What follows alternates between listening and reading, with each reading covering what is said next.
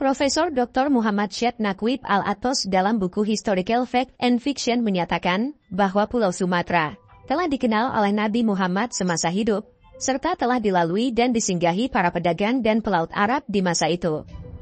Tak hanya itu, dalam sabdanya, beliau juga berdoa untuk negeri ini.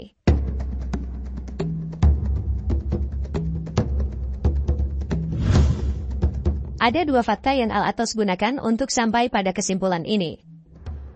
Pertama, bukti sejarah hikayat Raja-Raja Pasai yang di dalamnya terdapat sebuah hadits yang menyebutkan Nabi Muhammad menyuruh para sahabat untuk berdakwah di suatu tempat bernama Samudra, yang akan terjadi tidak lama lagi di kemudian hari.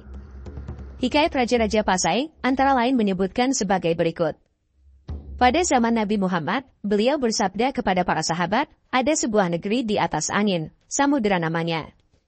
Apabila mendengar kabar negeri itu, maka kami suruh engkau sediakan sebuah kapal membawa perkakas, dan bawalah orang dalam negeri itu masuk Islam, serta mengucapkan dua kalimat syahadat. Syahdan, akan Allah jadikan dalam negeri itu, banyak wali Allah. Prediksi ini tentu sangat kuat, baik secara teologis maupun secara antropologis.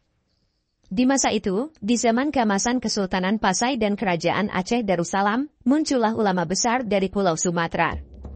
Kita lihat saja Hamzah Fansuri, Nuruddin Araniri, Syamsuddin Asumatrani, serta Syekh Abdul Rauf Asingkili yang terkenal dengan nama Syekh di Kuala.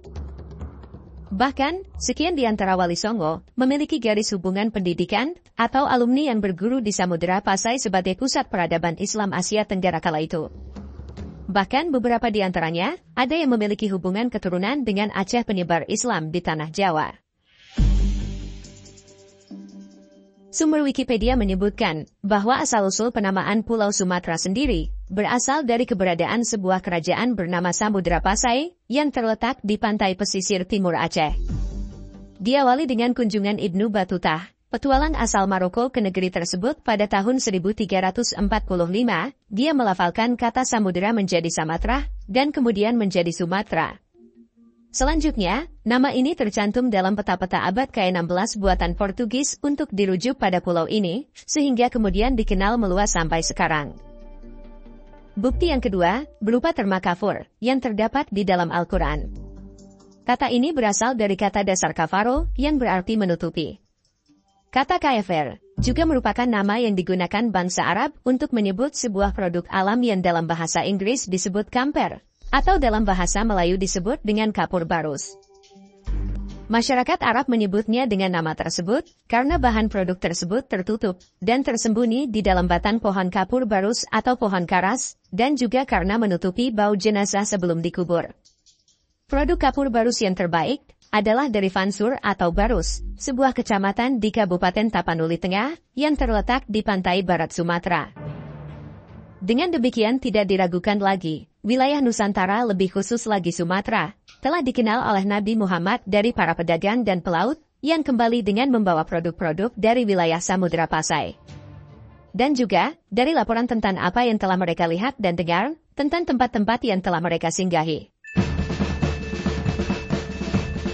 Menurut berita-berita luar yang juga diceritakan dalam hikayat Raja-Raja Pasai, kerajaan ini letaknya di kawasan Selat Melaka pada jalur hubungan laut yang ramai antara dunia Arab, India, dan Cina.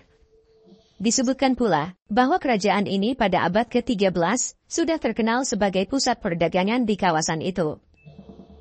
Kembali menurut Al-Atos, ia menyebutkan ada 4 faktor penyebab minimnya sumber dan kajian sejarah Islam dan sejarah penyebaran Islam di Nusantara. Pertama, sumber dan karya ilmiah sejarah Islam yang ditulis dalam huruf Jawi oleh masyarakat Nusantara tidak begitu terkenal di kalangan ilmuwan Barat.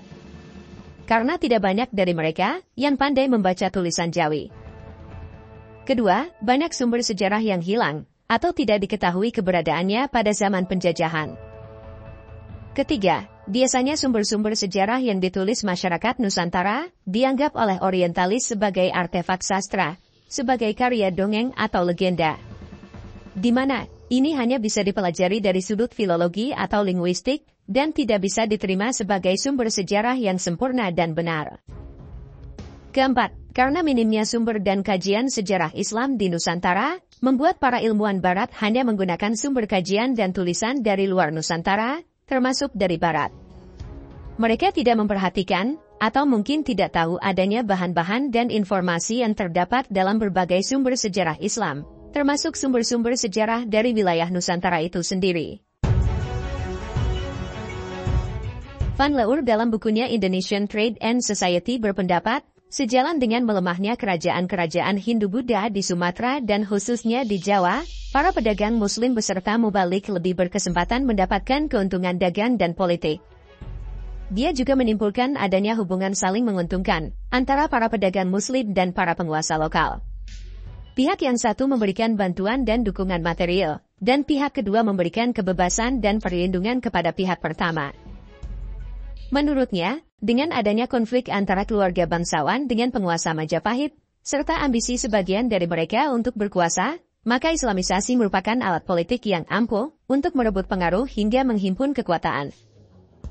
Kemudian, menurut catatan M. Yunus Jamil, pejabat-pejabat kerajaan Islam Samudra Pasai terdiri dari orang-orang alim dan bijaksana. Mereka adalah 1. Serikaya Said Giyasuddin sebagai Perdana Menteri. 2. Said Ali bin Ali Al-Makarani sebagai Syekhul Islam. 3. Bawa Kayu Ali Hisamuddin Al-Malabari sebagai Menteri Luar Negeri.